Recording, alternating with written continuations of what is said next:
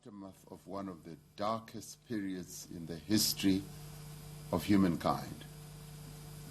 In 1945, the world was in crisis.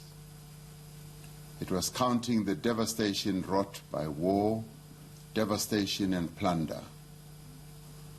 Today, we are in the throes of another crisis, the coronavirus pandemic. The pandemic has cost nearly 1 million lives. It has deepened human suffering and uprooted communities, destroyed livelihoods, and plunged economies into turmoil. But just as the founders of the United Nations once stood united for the greater good, so too do we stand united to confront this grave threat.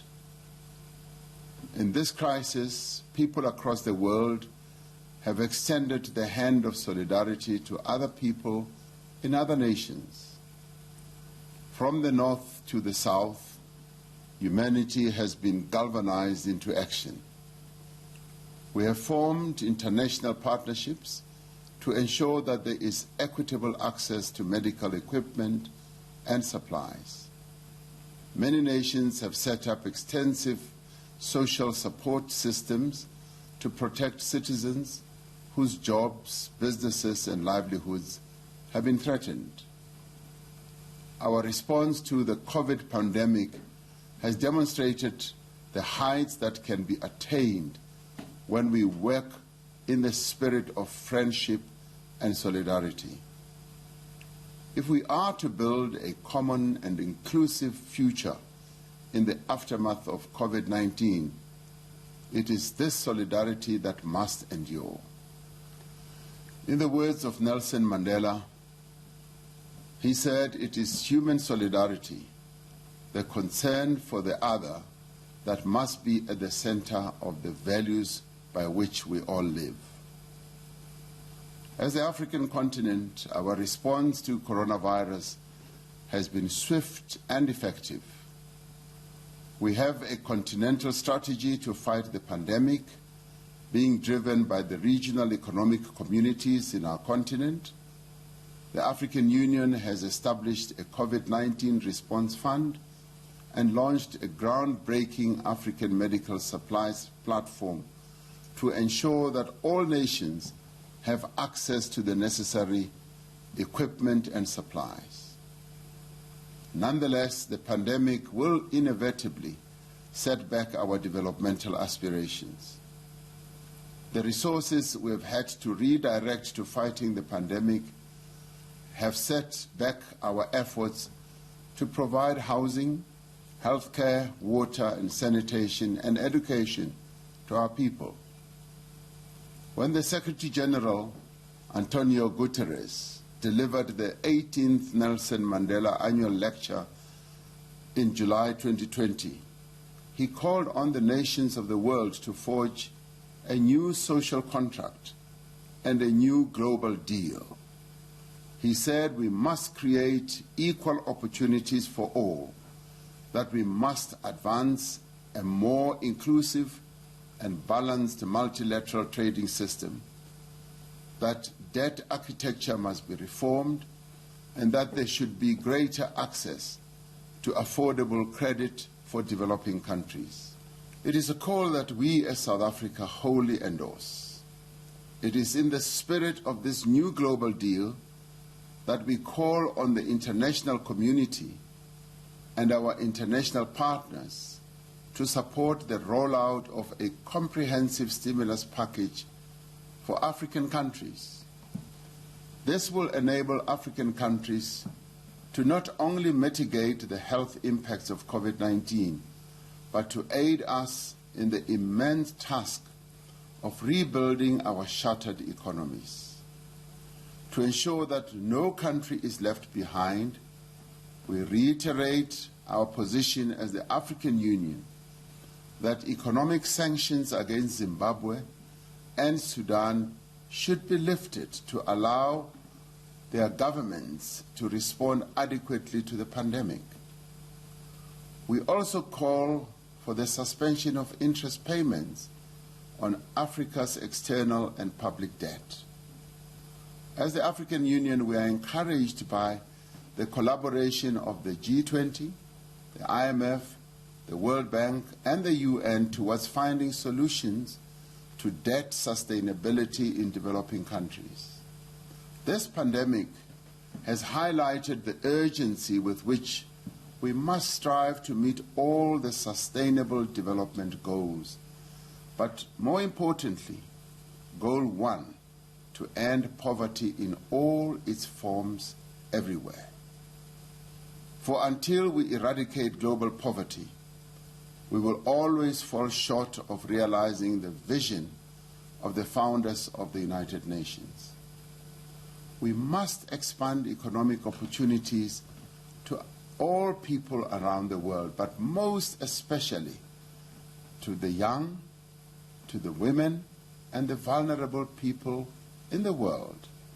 We must boldly pursue avenues of redistribution and redress as a means of advancing shared prosperity. We must deal decisively with the rot of corruption that is robbing our people of the opportunities and services that are their right. Together, we must raise our level of ambition to ensure that every man, every woman, and every child has an equal chance at a better future. It is a future free of hunger, disease, insecurity, and war. It is a world that affirms the dignity and the worth of all, regardless of race, ethnicity, gender, sexual orientation, religious affiliation, or social circumstances.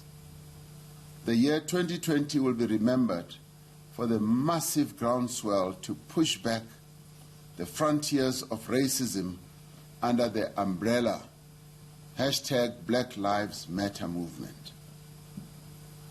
As a country that has known too well the anguish of institutionalized racism, South Africa supports the demands for swift action against racism, whether committed by individuals, companies, officials, or a state.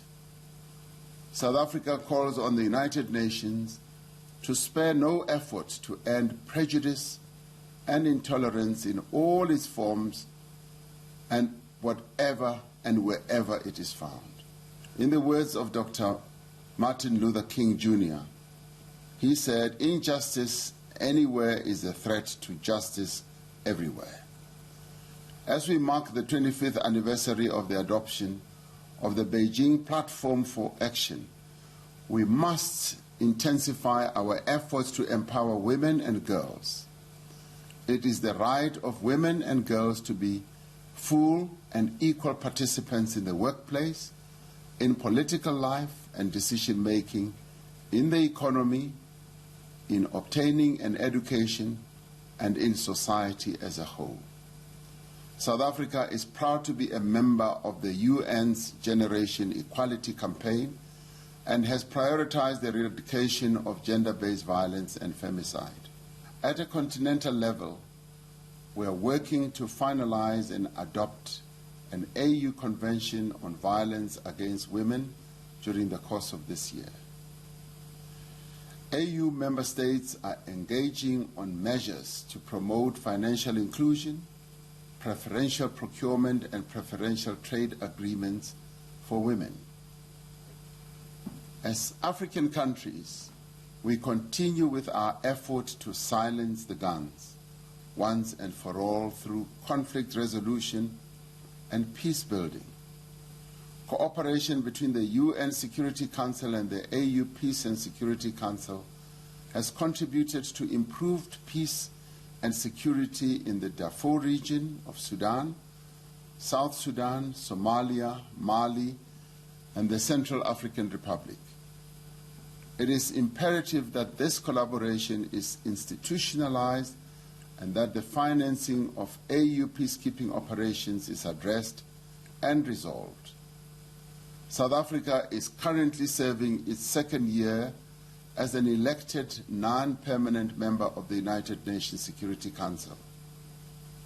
We have used our tenure to promote international peace and security by advocating for the peaceful settlement of disputes and inclusive dialogue. The current composition of the Security Council does not reflect the world in which we live. On the 75th anniversary of the UN, we repeat our call for greater representation of African countries on the Security Council, and that this be taken up with urgency at the intergovernmental negotiations. It is only through a reformed and inclusive UN Security Council that we will be able to collectively resolve some of the world's most protracted conflicts. As we celebrate the founding of an organization dedicated to freedom and equality, the people of Palestine and Western Sahara continue to live under occupation. We repeat our call for an end to the illegal occupation of Western Sahara and for the Palestinian people's right to self-determination. We further call for the lifting of the economic embargo and blockade of Cuba.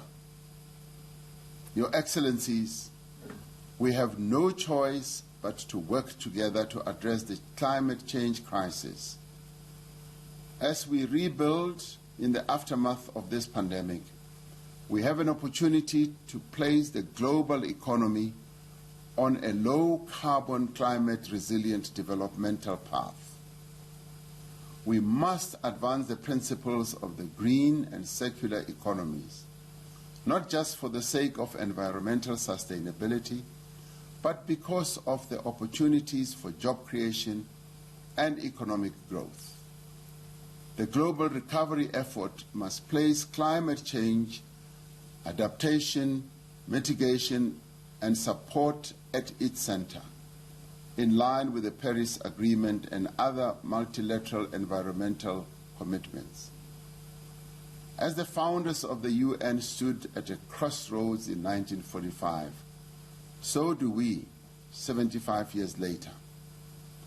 They answered history's call to craft a new order for a world in crisis. Today, we battle the fires of a deadly pandemic, of racism and prejudice, of violence, war, and extremism, and above all, of poverty and inequality. The order we seek to build must be rooted in solidarity, equality, and unity of purpose. The coronavirus pandemic has presented us with a choice. It is a choice between the global cooperation envisaged in the UN Charter or the pursuit of narrow self-interest and unilateralism. It is a choice between tolerance or prejudice. It is also a choice between economic justice or growing inequality. The path we choose now will determine our collective destiny. Though we face the most daunting of prospects, we have at our disposal the most potent force. It is the solidarity and friendship upon which the United Nations was founded. When history faithfully records the global response to the worst health emergency of this century, let it be said that we stood and acted as one, that we provided leadership, and that we gave the peoples of all nations hope and courage. The best and most fitting legacy of this 75th session will be that through our actions, we gave true meaning to the term United Nations. South Africa reaffirms its commitment to the ideals and the spirit of the UN Charter, and to sparing no effort to bring about a more just, peaceful, and equitable world. May our cooperation deepen, and may our solidarity endure. Let us make sure that all our efforts leave no woman, no child, and no man behind, and that no nation is left behind. I thank you.